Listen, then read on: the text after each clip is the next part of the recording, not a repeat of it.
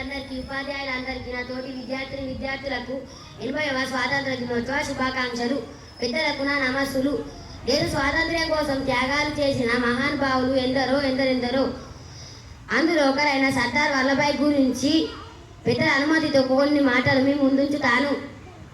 అచంచలమైన దేశభక్తి, దృఢ సంకల్పం, అలుపెరగని పోరాట తత్వం కలిగి ఉక్కు మనిషి, ఐరన్ మ్యాన్ ఆఫ్ ఇండియాగా పేరుగాంచిన సర్దార్ వల్లభాయ్ గురించి జీవితం గురించి 4 మాటలు చెప్పడానికి మీ ముందుకు వస్తున్నాను.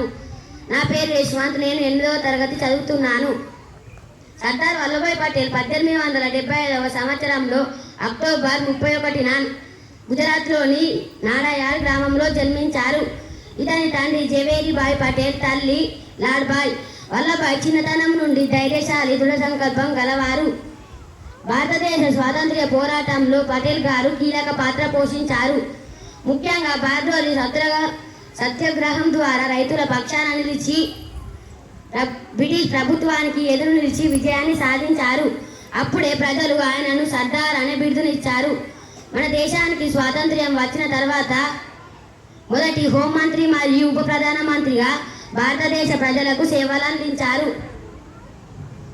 ఆ సమయంలోనే దేశంలో ఉన్న వందలాది స్వదేశీ సంస్థానాలు భారతదేశంలో విలీనం చేసే అఖండ భారత వాణిని నిర్మించిన మహానుభావుడు సర్దార్ వల్లభాయ్ పటేల్.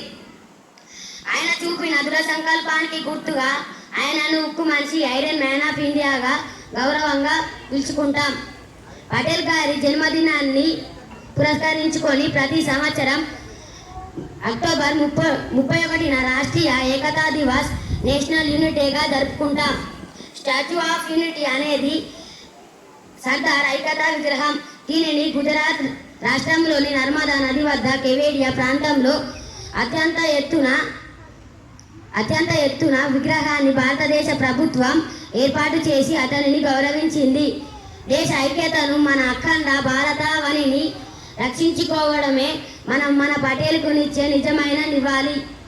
దేశ అంతర్గత శాంతి భద్రతలు కాపాడుకోవడం ప్రతి పౌరుడి బాధ్యత అని పటేల్ కర్తవ్యాన్ని బోధించాడు. నవభారత జాతి నిర్మాణానికి యువత కంకణం కట్టుకొని బాధ్యతాయుతంగా అంకిత భావంతో పనిచేయాలని పిలుపునిచ్చారు. పటేల్ దేశ సేవకు గాను భారతదేశ ప్రభుత్వం అతని మరణాంతరం 1991లో దేశ అత్యున్నత పురస్కారం భారతరత్నను ప్రకటించింది. సర్దార్ వల్లభాయ్ పటేల్ 1950 డిసెంబర్ 15లో గుండెపోటుతో మరణించినప్పటికీ ఆయన మన గుండెల్లో చిరస్మరణీయుడిగా ఉంటారు.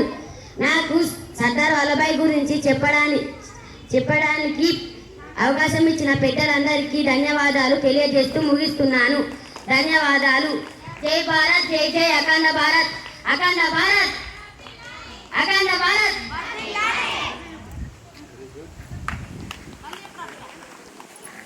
అఖండ భారత్.